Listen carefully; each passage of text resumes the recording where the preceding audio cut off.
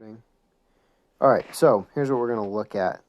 When we talk about core, when we talk about spine, when we talk about training these different aspects of the body, what we're really looking at, a lot of times when people look at the body, they think of the core as the abs, right? But when we talk about core, we need to understand how the core functions, what's going on in relation to the body. And so here we have our skeleton, right? So when we really look at the core, we're basically looking at everything between the bottom rib cage and the top of the pelvis, right? So we have your spine made up of different discs, right? These are vertebrae. So you have your sacrum, you have your lumbar vertebrae all the way up to your thoracic vertebrae, right? So T12 right here is kind of the bottom of your thoracic spine, which extends all the way up to the top of the rib cage up here. Now, when we look at training core, a lot of times people just focus on what goes on in the front. But when we look at the pelvis, when we look at the spine, we have to understand that the vertebrae, and you can see in between each one, those tiny little discs, right? So these tiny little discs, just like this, we can kind of highlight the vertebrae, right? So the discs allow the spine to move a little bit. They're spongy. So when we look at training the core, we have to understand that the spine moves. Then we have to understand how the pelvis moves, right? So the pelvis, a lot of times people think of this as something where the pelvis moves all as one. But if I highlight this, right, you notice it only picks up one side of the pelvis. So the two different sides of your pelvis move independently. So when we look at core function, we're really looking at the muscles and the ability to create stability around the hip and the spine, okay? So what we're really going to look at is looking at all the different muscles that then start to wrap into this body. So when we look at core, what we're really looking at is what goes on all the way around the trunk. And we'll talk about some of these more when we get to back, because some of them will function more in the back. But take, for example, your external oblique, right? One of the couple things that we're going to look at is looking at how, try and get control of this thing again. Here we go. Looking at how some of these function, right? So notice where the muscle fibers run. Okay, so if we zoom in on these muscle fibers, you'll notice they run at a diagonal angle. Now, if I were to take this away, we start to look at different layers of the core. Okay, so now we have the internal oblique. So we have our external, we have an internal, right? And we can keep going down. We'll cut these open. So like here's our six-pack muscle, your rectus abdominis.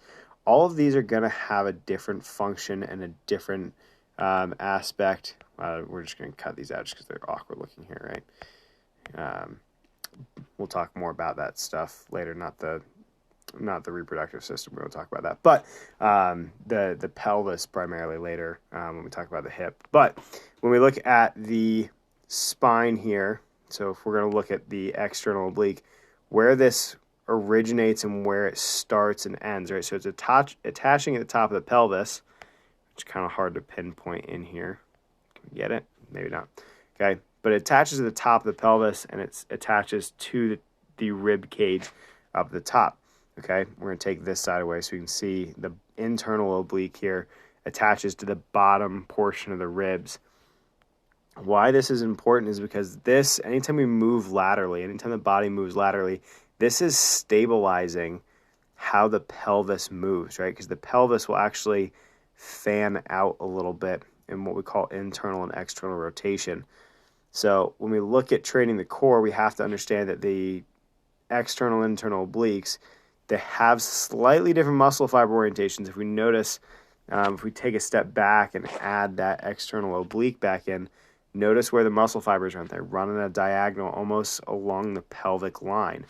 If I take it away, notice that the internal oblique kind of fans a little bit more towards the front. So when we're talking about stability, the ability to control the movement of the pelvis becomes very, very important, okay?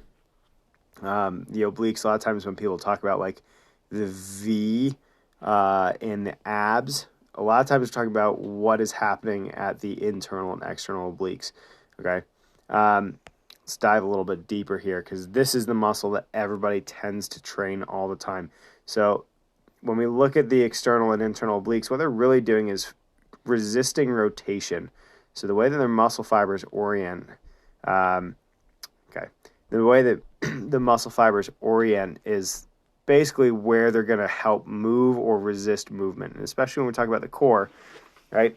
The lumbar spine doesn't like to move that much. So if I take away your lats back here, we start to see some of the different things that's going on around the spine. We'll kind of dig in here, right?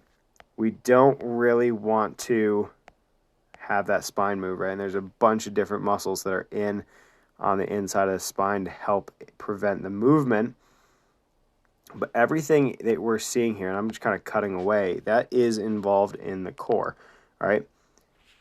Resisting rotation, resisting flexion, right? There's not a whole lot of space in these discs in here that we want to move. So when we look at this human body and how we move, we need to understand that the core is resisting rotation.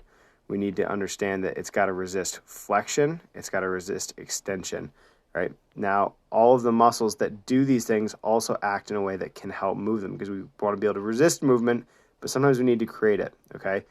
But when we look at this, a lot of times people train core muscles. They train them in flexion, which is the function of what we just removed, which is your rectus abdominis. Then we get even deeper. We look at your transverse abdominis. So your transverse abdominis really helps keep everything locked in, so it aids in anti-rotation.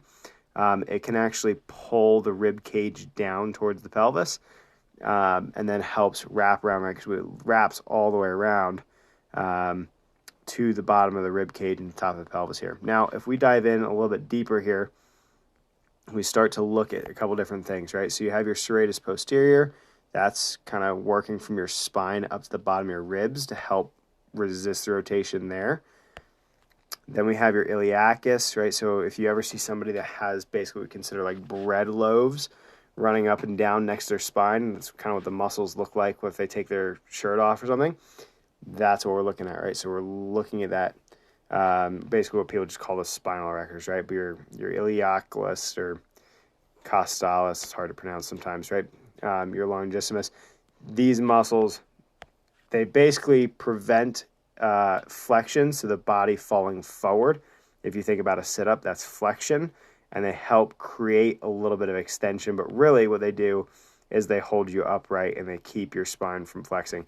Now, we can get even further down in here. I want to make sure I zoom out a little bit. All right. Your QL, or your Quadratus Lumborum, that's helping resist rotation in the opposite and really flexion as well, resist flexion going away from the spine.